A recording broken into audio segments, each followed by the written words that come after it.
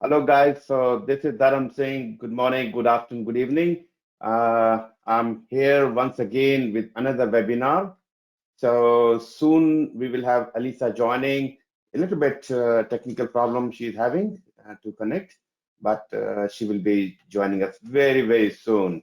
In the meantime, I'm here to talk to you, and I think we're going to have very exciting webinar today. So please stay and yeah, keep in the meantime, please feel free to put your questions or ask anything you feel like. So we have a question pad, you can start using it.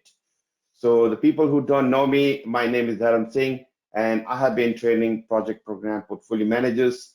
It's more than 10 years now. And so probably you know that if you are looking for PgMP or PfMP or PMP, you can directly or you can contact us for any of your requirements. With 350 PgMPs from 48 countries, and I'm very proud to say that the program I have built the program is working really, really well. So today I have Elisa, and unfortunately she's still taking time, some problem with the internet. Hopefully we'll have her in next few minutes. So she has passed her PGMP exam. Actually, she did her exam on 20th June 2021. So that happened to be my birthday. So it was my birthday gift, and then she started on the group mentor program, and she continued to work and focus with the learning. Her focus, commitment, and she was passionate about doing the PGMP, and she did it. So I'm very, very happy that she was able to complete her PGMP journey in around 4 months. She is an Italian girl, but living in China. The issue in China is they don't have a computer-based exam. You have to go to an exam center where you have to, it's a written exam, not written, but yes, you have to write on the paper. So you have to wait for a particular day to appear for the exam. But anyway, so she appeared on 20th of June 2021, and she passed the exam in her first attempt. All right, so and when she sent a picture of the center, she was showing that there were probably 10,000 people in that big hall, probably the Olympic Stadium or something, huge hall and multiple halls. So they run these kind of exams in a big hall with many people. So lines, she was showing the picture of the line, the huge queue, probably 500, 600 people. But yes, all happens very smoothly. So Elisa is coming with huge experience, and as I mentioned, she's Italian, but living in China for more than I think more than 10 years, and she has successfully managed many complex projects and programs, especially in the e-commerce area, digital media, and high-tech industries.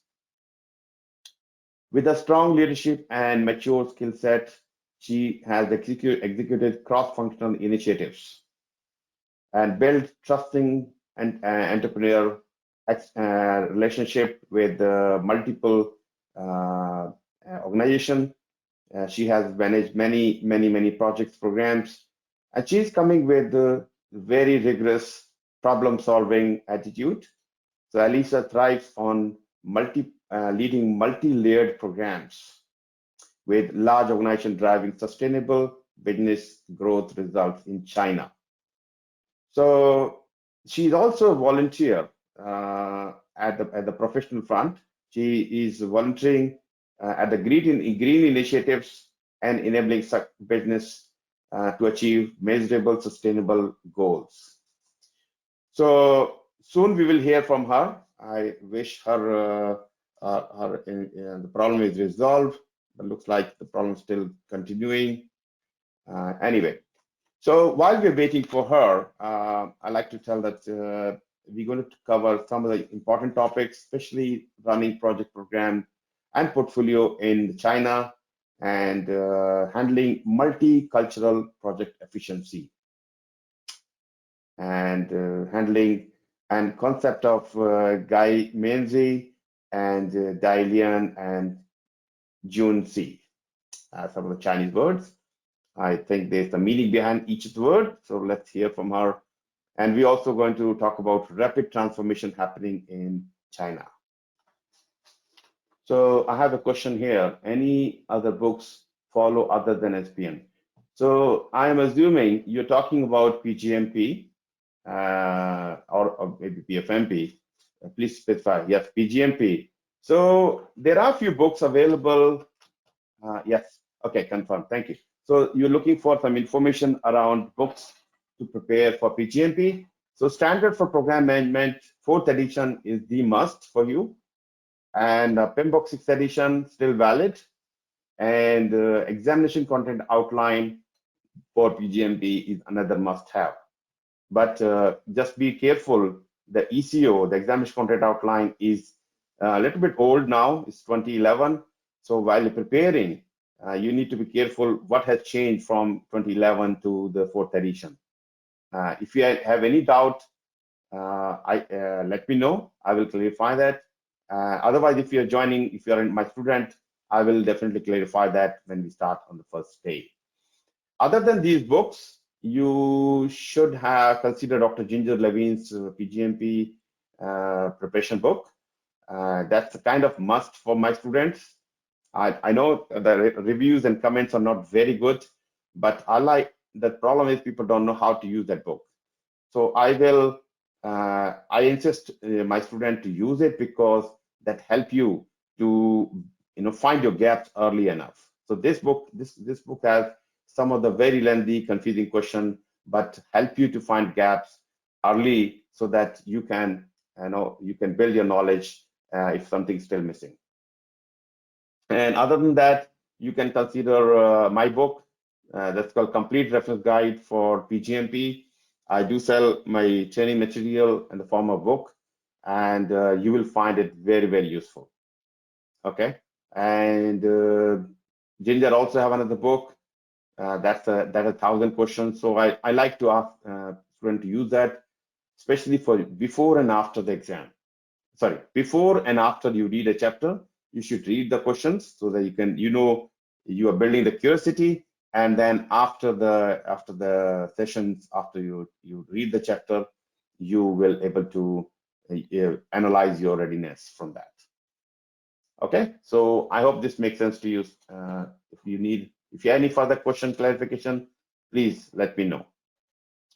And I have shared a link on the chat.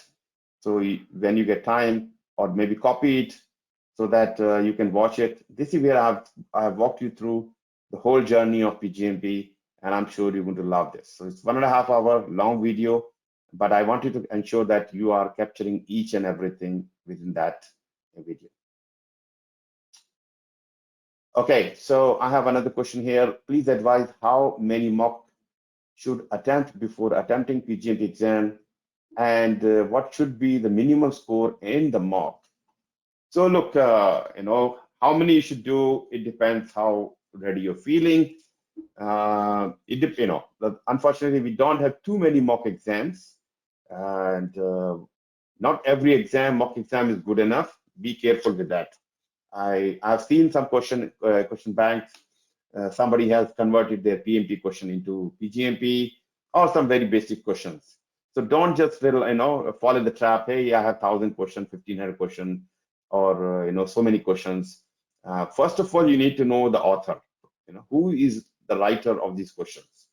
Okay, if it is coming from some renowned known person, of course, you can go for that, and also look for the testimonies from the students or the people who have used it.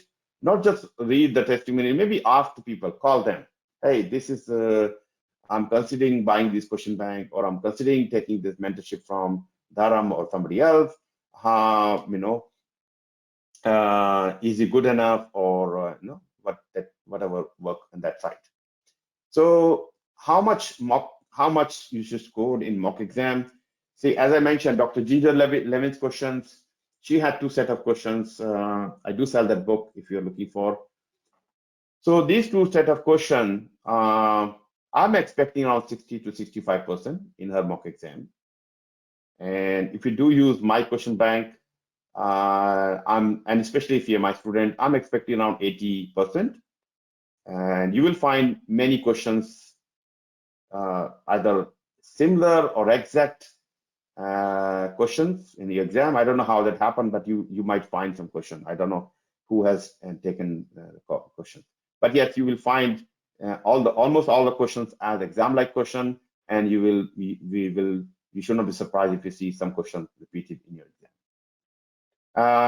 Yeah. So what should be the minimum score? Yes, it depends on the mock exam. So if you are using some online exam, somebody's question, which I don't know who may be talking here, that may be very easy question.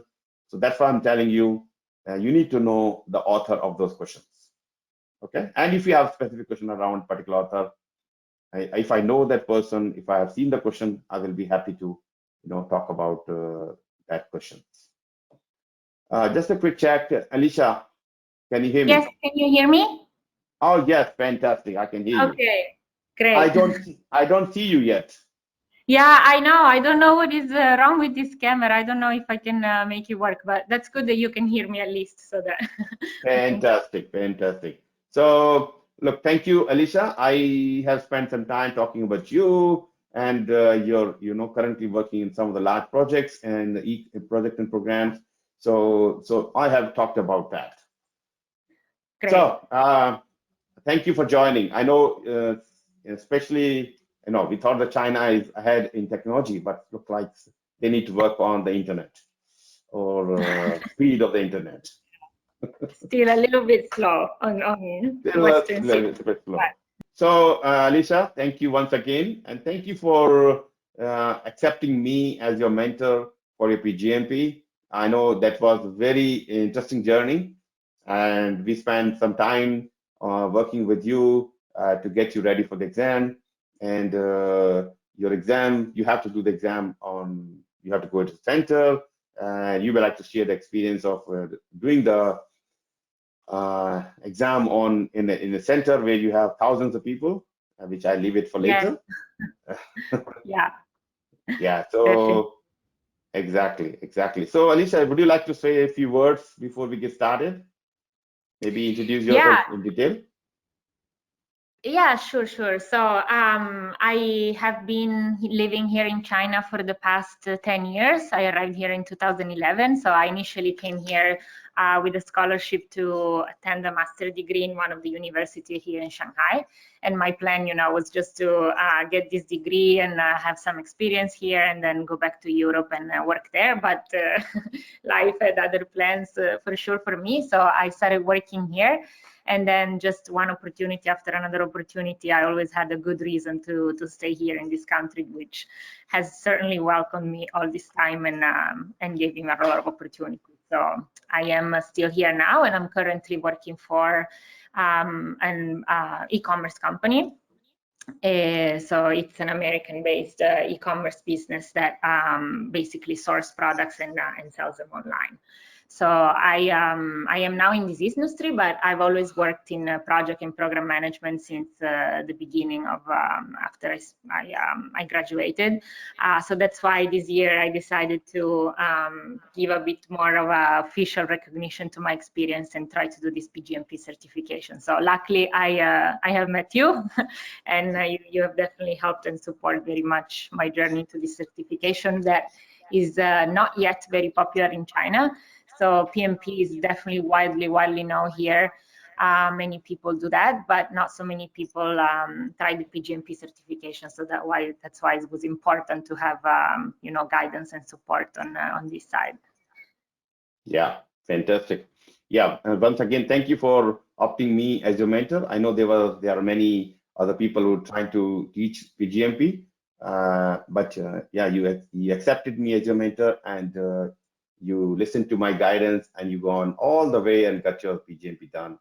I think how long it took for you to start to end for getting a PgMP? 3 months, 4 months? I think altogether it was about 4 months.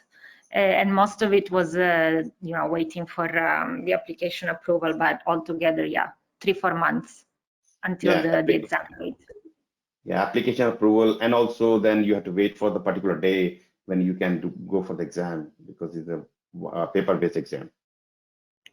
Yeah, exactly. So I know that in other parts of the world is actually easier because it's computer-based, so you can also know your result right away. But here is not yet as such. So it is paper-based, and it takes about 45 days to get your result. It took for mine a little less than 40, but still you have to wait a few weeks. Yeah. Yeah, it's frustrating, especially you've done good job and you're waiting. But yeah, one fine morning you say, hey, there's an email from PMI and I passed the exam. And yeah, actually that's exactly what has happened to me, because I woke up one morning and I saw the email, like, due to the time difference. So yeah, it was very good surprise. Perfect. Elisa, I have a few questions for you. So if you're ready, we can start with the questions. Yeah, ready. All right. So and I think the context is around the China and China economy and transformation. We'll talk about that. So how do program management efficiently manage the relationship? As a program manager, you manage the relationship between conflict management style, team coordination, and performance in multicultural projects. Yeah, so as I said, like, my working experience has pretty much always been here in China. So I have always worked for foreign companies who have local offices and local branches here in China. So that automatically, puts you to work on multicultural projects, and also cross-cultural and cross-countries projects that are often led by the headquarters of the company, wherever that may be in the Western, and the local offices here. So,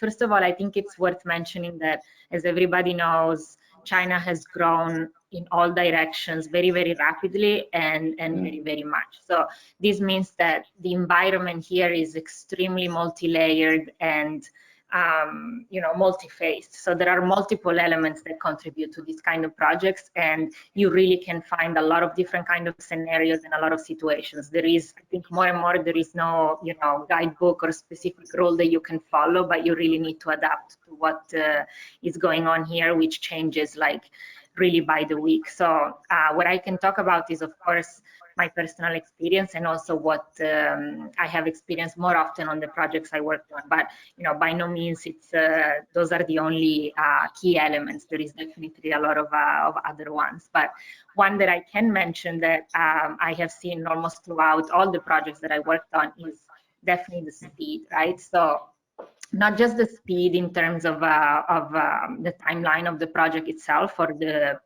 program with multiple projects within that, but the speed of decision making and the speed of the market in general. So what often happens is that the ideas and the project sponsor, the program sponsor, is in the HQ, so in the headquarters of the company, and then it gets executed here on in the local branches. But the speed in which the Western world in general makes decisions and follows through plans that does not keep up with the velocity that the market changes here in China. And this often ends up in projects that are planned very well and they mean very well, but they arrive too late when they are executed over here. So to give everyone like a practical example that can help everybody contextualize a little bit. So I was working for an Italian company a few years ago in 2018 that produces laser technology machines for industrial applications, right? And in that year, they happened to acquire a Chinese company, which is already interesting per se, because normally it's the opposite, right? Like all these Chinese companies acquire businesses all over the world, but in this case, it was the other way around. And basically, one of the main objectives of this cooperation was to produce locally here in China a specific type of 2D laser machine. So the acquisition happened about in May, June of that year, and then there was a big trade show in September. And the big objective, one of the objectives of that program in that moment, was to launch this new machine at the trade show, which was considered very, very important here locally, especially for the Chinese side and for the Chinese team. So of course, all the engineers get together and so on. And from the Western side, so from the headquarters side, it was basically considered impossible to get this machine ready within 2 months. Like, it had never been done before. It requires way more than 2 months. It cannot be done. But the Chinese side was just insisting and convinced that it could be done within this time. And even if it wasn't perfect, it should be launched within this trade show. So long story short, of course, a lot of back and forth and a lot of coordination. The laser was delivered here in China. The machine was produced. It did not work perfectly in time for the trade show, so it was definitely not releasable according to what the headquarter team was saying and was trying to, sustain. But the Chinese team still brought the machine to the exhibition, and it turned out to be a success for what the trade show needed. So this is, I think, is a very good example of how, both sides were right. And even if the final result of having a working, a perfectly working machine was not reached, but just the fact that it was put there, even if it wasn't working perfectly, was the final goal of the activity, right? So this shows how sometimes speed here and priorities are really different from what could be outside. So in Europe, probably they would have never launched a product like this because it would have looked even worse in a trade show. But here, it was more important to have it and to catch the time, because the whole year following of like business opportunity wouldn't have been there if the machine was not present there. So I think this happens a lot, and it's normally quite hard to explain and to get the foreign team on board on how it's more important here to get things done than to get them done perfectly. And so, of course, these are like two different angles to look at a project that make a big difference. So, yeah, this is something that I have definitely seen throughout, and I think a lot of people that work here can resonate with. So the speed is more important. Go-to-market is more important in this situation compared to the perfection of this, the final quality product of this particular laser machine. Yeah, definitely. And this is, it's this specific example, but because in markets that are more mature, and for big corporation, it's definitely important to, consider every single detail, go through every single evaluation that can support the launch of a product or a different kind of project, doesn't matter, but that can support the project in the most successful and effective project way possible. But here is definitely more important to do it, to do more, even if it's not perfect. And that's, I think, like, a basic concept and role that has helped China a lot throughout the last few years, develop into what it is now compared to 10, 15 years ago. And it's definitely reflected a lot in project management as well. These, along with also, I think another interesting point about this is the tools that are used here for project management, right? So, I mean, we all know that China has certain rules, and certain, especially the internet, is regulated in a certain way. That's a larger topic that we don't necessarily need to discuss now. But why am I mentioning this? Because it is true that China has certain, doesn't allow certain things, but because of that, it has developed its own systems. A lot of them. And even, in the Western world, no matter if it's the US or Europe, basically, with exceptions, but basically everybody's using the same kind of tools, right? Like, everybody's using Google, everybody's buying on Amazon. It's like a wildly spread platforms. And over here, it is the same, but just with Chinese tools and Chinese platforms that are only within China. And this makes it quite cryptic for people that are outsiders, let's call them, like people that don't speak the language or cannot read the language to understand actually what is going on. So it's normally nothing incredible. I mean, it's if you're able to read and communicate, is actually pretty straightforward, and it's quite efficient tools. But it's just very, very hard to decipher for people that are not in it. And this just, produces a lot of uncertainties and a lot of distrust and mistrust between the teams that work, like cross teams and different country teams that work on the same project. So a lot of time is actually spent on, explaining what is the logic behind something, even if it's actually the same concept, right? So, yeah. Yeah. So, I mean, when we talk about speed, that we have to be ready for something by yesterday. So, kind of, sometimes I've seen that happening. So, do you follow the standard or the tools, or the prescription given by the PMI or other project management institutes, or do you cut corners as well? Yeah, I think so. As always, like the theory is quite perfect, and it's hard to apply in reality, right? So I think what the PMI tools are pretty useful in is to give you a mindset and to give you a framework to work within. Then, exactly. I mean, if I was able to implement the whole, PMI process, even especially for program management, like the whole all the phases and all the steps that are explained there, it would be like a perfect project that has no, no delays and has no unexpected things happening to it. But that's pretty much never the reality, right? So what I think is very useful to master, which is something that you can definitely learn through PMI and those concepts, is to make the framework. So of course, when you lead a project, when you start something, you have to have some sort of structure. This structure has to be flexible. Like there is no way that you can manage the whole thing with like a hard, hard steps and then hard structure. But at least it gives you the direction, like the basics to be able to keep things under control. Then everything will kind of flow, follow an organic flow, because things happen and things come in between, and people have different opinion, decision makers change, and so on. But at least it gives you the mindset to keep as much as possible control of what is going on, and being able to report to the sponsors and to the people that are going to push the program forward the correct information, which is very important. Which also brings me actually to another point that I think, especially in these multicultural projects or just cross countries projects and program,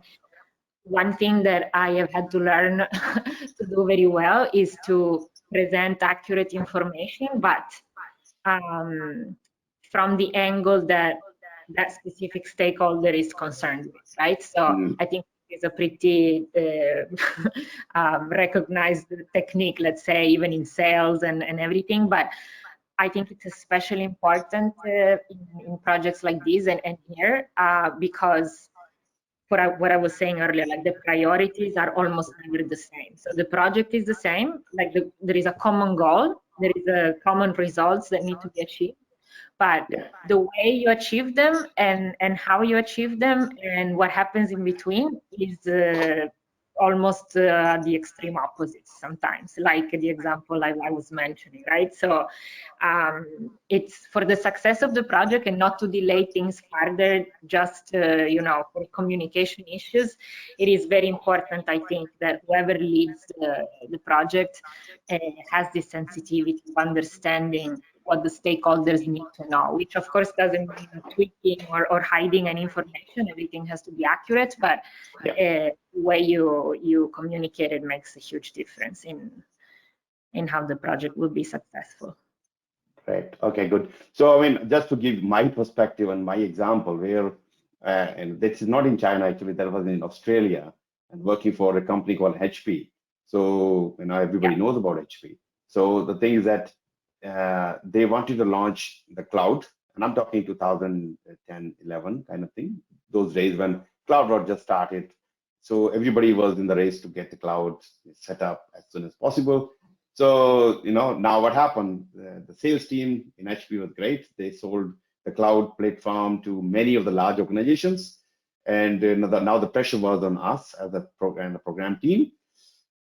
And here I was in November, and I was told that we need to have first data center ready, and I'm talking data center with the space, blank space, nothing was there, by March. And the second data center has to be ready with fully connectivity to data center and ready to be launched in June.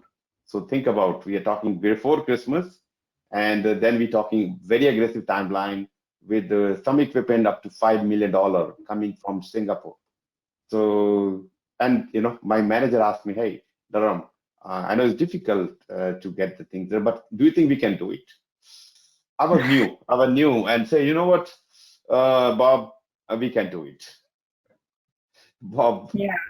if you have watched one of the animation, Bob the Builder, and his name happened to be Bob, and he said, can we do it? Yes, we can.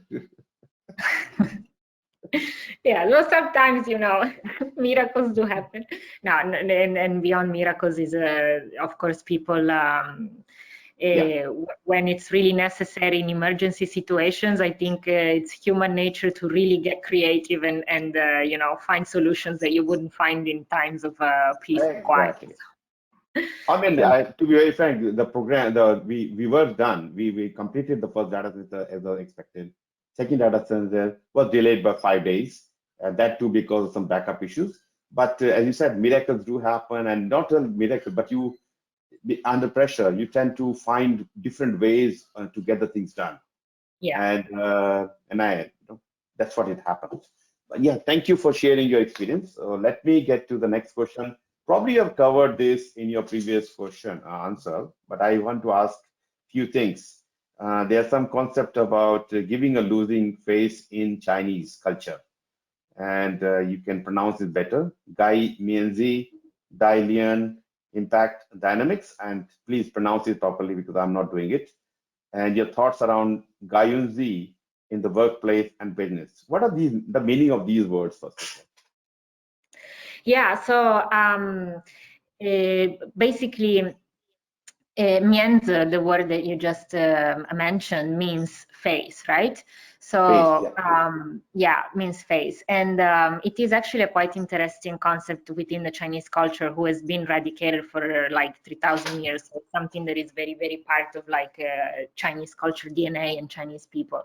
So it refers to your face, meaning your reputation within society and within the workplace, right? So I think no matter in what culture we consider, nobody likes to be criticized in public, and nobody likes to receive not good comments in front of other people. This is nothing special of Chinese culture. But what is definitely peculiar of this environment is how they try to avoid these situations, and how it is important to guarantee that these kind of scenarios don't happen, right, within the workplace and within just like a business discussion. So it's a sort of pride that people carry, but not only for themselves. Like, it's something that they pay a lot of attention to not damage in other people, because it's almost like by protecting other people around you that work with you and giving them face, you also help yourself, because these people will protect you back. It's almost like an unspoken connection that you are going to have with the people that you don't criticize publicly, even when maybe it is not your fault what is going on, it is to blame on someone else. But the fact that you keep face for these people and you find a way to explain the situation that doesn't involve them getting blamed is crucial, right? So within a project, obviously there is always some parts, or like some stakeholders that fail to deliver their part for whatever reason, and it is really especially important to keep having their support later on in the project to manage the communications in a way that nobody comes out as the bad guy or the person that has failed for whatever reason in that context. So as I said, it's probably universally true, like no one likes to be in that situation, but here is something that has to be paid a lot of attention to, especially in how you deliver the updates, right? Because sometimes it is quite often what has happened, and it is quite obvious where the issue comes from. But it has to be one of your, as someone that is managing the communication and is managing the product, I think it has to be within your sensitivity and your thoughts to make sure that you keep everybody on board and you guarantee their support for later on. Otherwise, this is really something that can break the next phase is if you don't, if you lose the trust of the people around you. Yeah.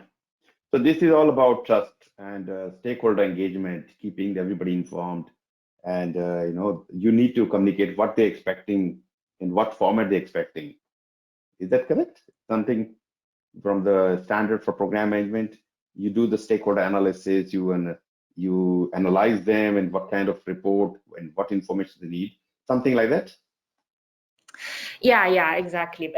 I think yes, and again, this is definitely universally true in a lot of different programs. But I think when you're dealing with Asian teams in general, it's especially important to make sure that everybody's contribution is way more showcased than their flaws, right? Even when, again, it is quite obvious where the problems are, but it's important to just focus on how to solve them rather than describing what has actually happened, which may give you, it may give you reason in that moment specifically, but it will definitely compromise your work after that, and it will make it very hard for you to be able to keep working within the team. So yeah. So you're saying that instead of criticizing, we need to find the best of what they've done, and so that they're motivated to work for you or with you for a long time. Yeah, exactly, and not just the single people themselves, but like the parts that compose the project, right? Yeah, the group, exactly. Because once a person feels like you make them lose face, and they just not only they have no motivation because personally they feel no motivation, but they actually have themselves a very hard time working with their peers and their counterparts and the rest of the teams. So yeah. Because it is something that at that point is like publicly obvious and it has happened. So it is especially it is something that really needs to be paid attention to here. Yeah, so I think this is universal, as you mentioned. It's not just, whenever you have to criticize the person in the room, one-to-one, and not just criticizing, but give them feedback, right feedback, how they can improve from there. But if you are in the public, you're praising your team, so they are motivated. And don't take all the credit to yourself. It's distribute the credit. Hey, because of my team, and they have done great job, and they, because they have been working hard. Yes, you are the one, the face, but you are taking the teams with you, and they have to contribute, otherwise you cannot be here. So whenever you're praising, praise publicly, and when you're criticizing means for improvement, do it in the private one-to-one, so that you can pass the right message and they accept the message as well. Yeah, exactly, definitely. Yeah. Perfect. All right, so we don't have any question here, but yes, I'm going to put on the chat. You guys, please see your chat. This PDU code, and please go. You can use it for claiming one PDU from this webinar. That doesn't mean that you want to leave. I still have lots of questions for Elisa. So I'll share this. At least you have the PDU code. So people watching this as a recording, please come back to me and I will give you the PDU code. So you have to watch, and as per PMI don't want you to, for me to distribute the PDU code just like that. They want you to learn from these seminars or webinars, and then you earn the PDUs. So I have shared the PDU code with you. If you don't see on your chat, please let me know. And yeah. Okay. So yeah, so you have the PDU code now. All right, and also I've shared the link where you can watch the video where you can learn about PgMP road, like how you're going to prepare for a PgMP. And I also shared a link where you can book some time with me to discuss anything about your PgMP, PfMP, whether I'm qualified, not qualified, or eligible, or what I have to do to pass the exam, what books to read. So you can use that link to book some time with me. Or if you want to learn from me and my mentoring program, please do that. All right, so Elisa, I have next question for you. Your thoughts on the impact of rapid digital transformation. And we know China is growing very, very fast, a lot of transformation happening, especially focus on digital transformation.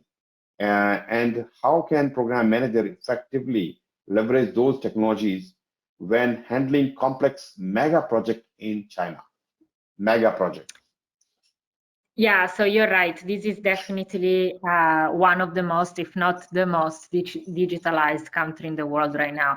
Especially in the last few years, it's really seen like a huge jump towards everything being digitalized. So, and not only digitalized, but mobile based. So basically, everything that we do in our daily life as like living here is done on some kind of app on our phone. Anything that you can think of. That's why like not having your phone with you really is not even about, you know, I cannot check Facebook or Instagram. It's really like you cannot pay, you cannot take a taxi, you cannot take a bus. It's really become the tool from where we do absolutely everything. And this is majorly due to the fact that all payments go through the system, the two main e-commerce giant that we have here, right? Alibaba and Tencent, which maybe we get to talk about a little bit later. So I think this digitalization, if we are looking at why it has become so big and so quickly here in China, is mainly due to these cash versus digital payments that have totally taken over here. So definitely the main players and the initiators of these were Alibaba and Tencent, which are the two biggest players of e-commerce who have put these payment methods in place that are widely used by all the other online platforms that sell any sort of products or services. I think it's actually quite curious because why did that happen so fast and much faster than in the West, right? So one thing is definitely the fact that here in China, credit cards were never as popular as they were for us in the West, right? So we had many years in the West where, and still now, where we used credit cards as and bank cards as the main method, right? So here also, of course, they have this, but it kind of skipped that whole process of becoming so mature and move directly to these like very super convenient, super quick, super fast digital payments that we have right in our phone from these apps, which of course has been able to be implemented also thanks to the fact that consumers' data, like not just for consumer products, but like users' data, let's say, are owned and governed in a certain way here in China, which has enabled the banks and these two companies who have seen this rapid growth to use all this data to develop their systems and implement it that quickly within the population, right? So definitely, I think, you know, again, to give a more practical example for the people who don't live here and don't experience this every day, is definitely during the pandemic. Obviously, now we're all very familiar with the green codes and, you know, codes that you need to get around and so on if you're vaccinated or not. But here, this is something that has happened since the very beginning, right? So 2020, the January, the pandemic has arrived. By March, the whole population was tracked with QR codes without even have to do anything. Like we didn't have to download anything in our phone. We didn't have to connect to any system. It was already in there. Like just in these apps that we use every day to pay, to, you know, really like take the subway, do the very daily things. We just opened these systems, the same ones, and suddenly there was a new function that was called health code, which different colors according to where you have been and so on, which was managing basically everything and was telling you where you were able to go and when you were not able to go. And this is because of the underlayer that was already present even pre-pandemic of how all of these platforms and systems are connected and are managed centrally, right? So they are able to see where you are, what you do, and everything that, like all the places that you touch, even without you having to register to any additional system. So that just tells you a lot about how everything else in terms of like advertising and selling products works, because it all comes from the same system, right? Like the same base. Exactly, and it's good. I mean, we have watched this the pandemic, and it started, early days, more in China, and before we realized, it spread across the world, and China is under control. Whatever happened in first few days happened, and then almost controlled. Now, even what we see in US, even at this stage, 80,000, 90,000 per day, and that's what total you have in China so far. And that happened because of the good control system you have in China. I don't know much about it, but probably that's one of the reason you have. Yeah. So that's I think it's a bigger topic, and it's definitely, as always, it has good downsides and it has good sides. So it has different layers, and we could talk about it for a very long time. But I think because your question was about digitalization, so this is a very good example that shows how far it has gotten here and what they're able to do with this, right? So of course, as I was mentioning, like the same system is applied also to all the rest, and especially e-commerce, which here has definitely found its greatest so far, like its farthest extent and development within the Chinese network. Perfect, great. Thank you for sharing. Thank you. It's a good insight, especially for people living outside of China. They see everything in a black box. I don't know what's happening, but yeah, we are getting good insight and some positive news about what's happening in China. Fantastic. Keep it up. So I have another question, especially how do Chinese people or companies nurture an increasing pride and confidence in their country, government, and potential? And how does this affect negotiation and international deals? Yeah, exactly. So I think this also, going back to the pandemic, is something that we have seen changing definitely in the last few years, and especially since the pandemic has started and China was able to kind of like get out of it and restart from the business point of view. There was a long period of time where foreign brands and foreign products here were very admired, and they were very sought after, and just people were willing to pay a very, very high amount of money to have these foreign products. Of course, luxury brands first of all, but also all kinds of products that were just foreign, because they were considered to be better, no matter what they were, but they were considered to be better than whatever was produced locally, which is something that has definitely changed in the last 2-3 years, and especially after the pandemic, because people are starting, obviously now China is much stronger economically wise, and in terms of like being able to not just produce, so they're not just the factory of the world, but also in terms of creating and innovation and all of these sides. So people are much more confident in what the locally produced services and products can be. And of course, you can see all these examples of local brands and local companies who have seen a very, very speedy growth, and can actually now face the giant foreign brands that before were just dominating the whole market. So on one side, of course, they have the support of the government, where not only financially, but also in whatever area the government wants to grow and wants to aim at, it just obviously opens a lot of doors for the local brand, right? So this on one side helps them a lot. Then on the other side, they have the support of consumers who are just very proud of what China has become now, and like considering what it was 10, 15 years ago, they're very, very proud of what China has become now and of what Chinese people all together were able to do.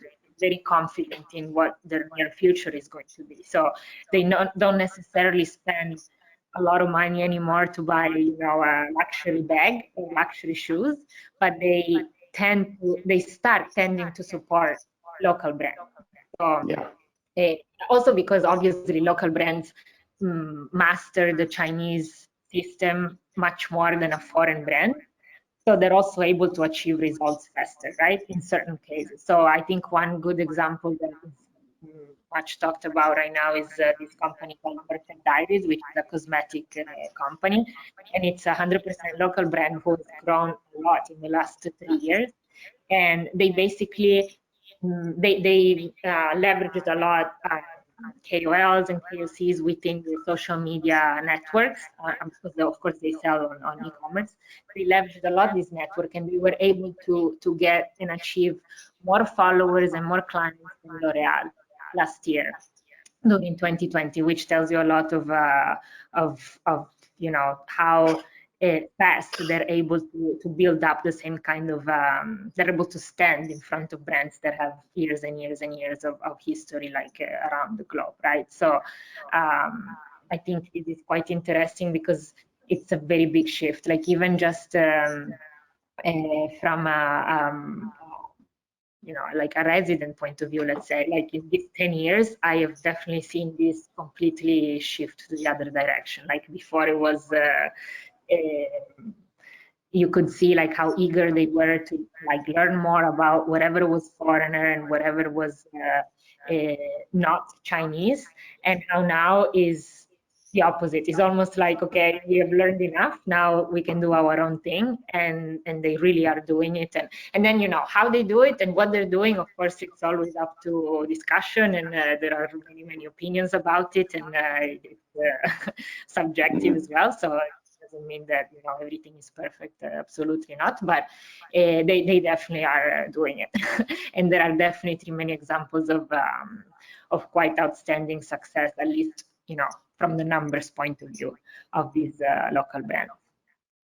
Great. Thank you for sharing. And I think there's a very big lesson for everyone, whether you are in project program portfolio management or not. The thing is that you should support the locals, local businesses, and that's where you can grow your country, your people. Otherwise, if you're buying foreign machinery, foreign toys, you are giving money from your country to another country. So if you want to build the pride of your country, go local. And of course, don't just go for local for just toys and everything. But if you're looking for professional training or services, you don't have to stay local. You can still come to US. All right. Yes. And I think this is very true also in terms of talent. Like now it's like the going back to like projects and programs, right? So the kind of teams that you could work with a few years ago were definitely not the kind of teams that you can work with now. So especially from the point of view of like expertise that within a project are definitely needed on different sides. Now it's the level has risen up a lot, for sure, because there was a whole generation of young people that had the chance to go abroad, study, see the world, learn different languages, just to see different things, that have now returned. And it's people that are now between 30 and 40 years old that are occupying like high positions within companies, or like senior roles and decision-making roles, and are really like definitely making a big difference and a big building a different environment than a few years ago. So that also has an influence on projects. I mean, naturally when there's growth and excitement happening, people like to go and spend time. And I because I lived in Australia for many years, and now I'm in US, I've seen a lot of Chinese people coming and learning from the system, whether it's Australia or the US, and they're giving back to the country. So that's another thing which people should learn. And many people, when they go to country, they're outside country, they just think about themselves. But you learn and you give back to the country. That's where your country, your own country, can also grow. So yeah. So thank you for sharing. I'm getting some questions on on the question pad, but I will try to avoid such questions because we have to be very sensitive here as well. So I have another question, Elisa, for you. Is that okay with the time? You are okay with the time? Sure, no problem. Yeah. So how are e-commerce companies in China changing the face of dynamic global business landscape? And how was your journey in such a revolutionary transformation? Yeah, so I think just now we were mentioning a little bit about this. So e-commerce has definitely been one of the big pillars of China growth, among a lot of other ones, but it's definitely one area where China has grown more, and has not only grown, but has grown more than a lot of other countries in the world and a lot of other companies that are out there outside of China. So I think the well-known Alibaba is definitely the one that has started all of these many years ago, and now is one of the biggest players with Tencent. So there are other ones, but definitely the ones that set the market trends, set the rules, are these two. They are also the ones that dominate the mobile-based digital payments, which obviously is very with e-commerce and with everything else. So it has reached a really big extension. So just to give an idea, at this point, like at the end of last year, 90% of the mobile-based transactions were done by either Alibaba, so Alipay, or WeChat Pay, which is managed by Tencent. So you can have an idea of the extent that these two companies have. And it's something like something like $17 trillion of transactions every year are done on this platform. So it's basically everyone in China using this. But it's gotten to the point where you actually cannot use cash anymore. Like if you have cash and you go, you try to buy something, often they don't accept it because they don't know what to do with it. Like it becomes worthless. So these are definitely the two main players. Obviously, e-commerce has grown a lot, even more after the pandemic, but in reality was extremely strong even before the pandemic. And what has allowed this growth to reach this extent is, yes, the promotions, the advertising, and all the consumer-facing activities that have that this whole thing has generated. That's on the B2C side, but there is also a very strong hardware structure behind it, right? So the logistics that were put in place by these two players are like, they have reached a really detailed extent over the whole territory in China, and a high level of efficiency where involving AI, and it's still involving like a significant amount of labor. They're able to reach basically every place in China, and within a very small amount of time. Like they have consumers very much to make life extremely convenient for people that live in cities and can get anything delivered basically to their door in less than 30 minutes, like wherever they are, and whatever kind of product you want. So it's a very peculiar network that has allowed this big growth within the market. So there is actually a lot of other platforms that whoever lives here is very familiar with and uses every day. But all of them, like if you research, all of them go back to these two players, like Alibaba and Tencent. So all the online supermarkets and the main platforms that you buy, like daily needs good, they go back to these two who have definitely shaped the roles of the whole thing. I think what is often not so easy to understand for people who don't live here, or brands that don't operate here and want to start selling in China, because it's obviously an enormous market that everybody wants to tap into, is the difference between the two and what kind of opportunities and what kind of challenges these two present, right? So Alibaba is the oldest one, is the one that has been in place for longer, is the one that manages Taobao and Tmall, which are the biggest selling platforms online, but they are managed by Alibaba, right? So Alibaba is this platform that allows you to sell your products, but still owns the data and still owns the transaction. Right? While, and that is like the biggest characteristic, right? So it basically, like, you put your products there and you have an unlimited exposure, like you are able to reach literally every single person within the market, but the platform still owns your customers, basically. While Tencent is more recent, and it has developed this app called WeChat that it's not used at all outside of China, because it's actually, like, they make it very hard to download and use if you're not physically using, I mean, if you're not physically in China or using a Chinese phone number, but it is our main tool to do basically anything here. And it's also a selling platform, because you can open a shop on WeChat as well, being a brand. And it is easier. It's a shorter procedure, so less rules and less control.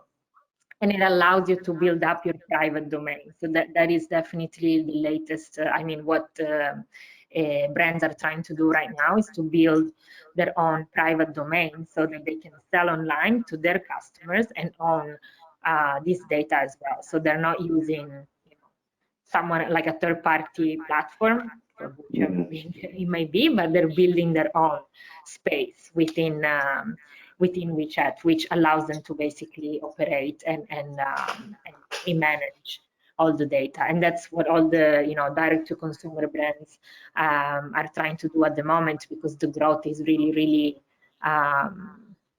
depending on the consumer data and how much of it you can get, and also how well you can manage the data when you have them.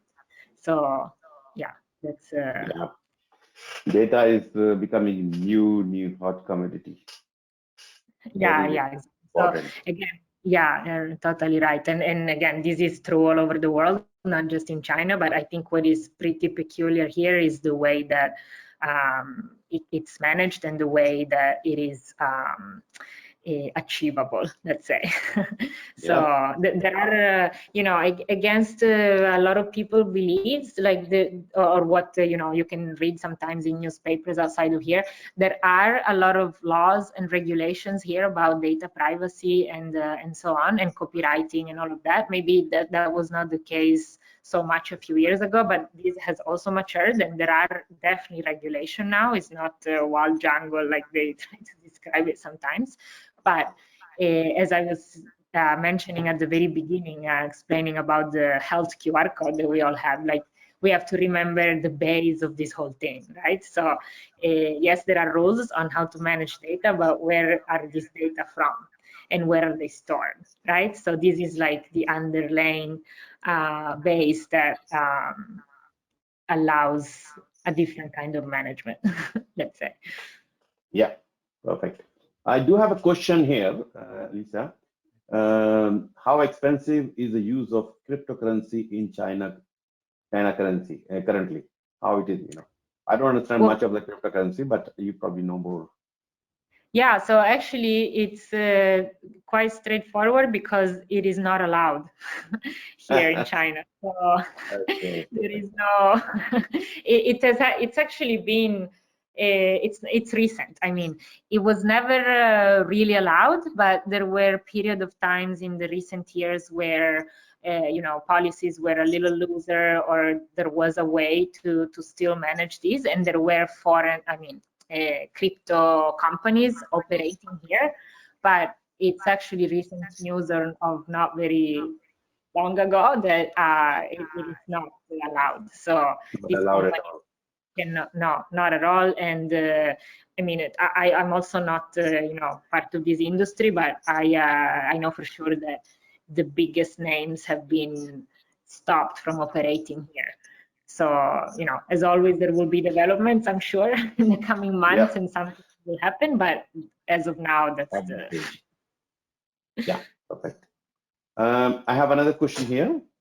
If you would name which are the 3 key elements to be considered to be successful in China in work as in your life. The 3 key elements which you consider can be useful when you're working in a country like China. Okay, so I think this again, like I would be very inaccurate if I only mention 3, because there is really many things that need to be considered. It really is a multi-phase and multi-layered situation right now. So it really depends what you're trying to do, what industry you're trying to work in, and what you're trying to do. But I think as general principles, if you come to China now and want to work here, first of all, you have to have a certain level of openness and I would almost call it trust of what the Chinese system is. Like this is definitely been proved in many cases from small and big brands, that if you come here trying to implement your way and your systems and your execution methods, it's very likely not going to work. Like if you want to be here, you have to adapt to how things are done here to make it simple. And you may not always like it. And more than anything, you may not always think that it's the best solution. You may think that, your way is more efficient or it will bring more results. But that's not the case. Because in making that evaluation, I've heard in these years working, I was lucky enough to work with like very senior people and very smart people who had decades of experiences in their industries, and they were sent here to implement certain changes or certain projects, and they definitely knew what they were talking about. Like they were very competent, but what they failed to, what they don't evaluate is that those things that have been super proven in other places might not work over here because of the way they're received and because of the pre-existing models that are here. So I would say definitely to come very open and with a certain level of trust that, the Chinese way also works. And the winning combination is to be able to adapt to that while still bringing your idea and your value. So who can do that are the brands and the projects that are actually successful. Yeah. Great. Thank you very much. I can tell you, Chinese people are always ready to learn. And even if, whether you talk about any new technology or even for health, to tell you, when I started teaching yoga in Sydney, I actually teach when I was in Sydney for 7 years. Majority of my students were Chinese women, and they were very eager to learn, even though they sometimes cannot understand the language, but they still follow somehow, and they're very health conscious. That's a good sign for any healthy society. People are mentally and emotionally and physically strong. Yeah, like they are.